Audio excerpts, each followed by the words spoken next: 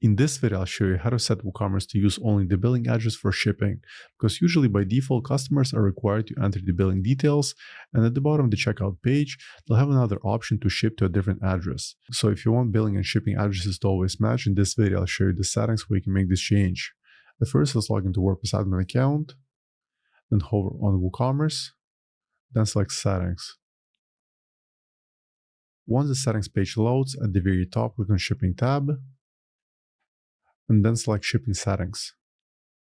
Right in here, look for the Shipping Destination section, and then select this option for shipping to customer billing address, and then save the changes. Now allow a few minutes for the changes to update, then go back to your website and try refreshing the checkout page. Okay, let's scroll a bit down, and as you can see, Ship to a different address option is no longer available. So for now, that's all for this video. I hope you found it useful. If more WordPress tutorials, please scan my channel. Thank you.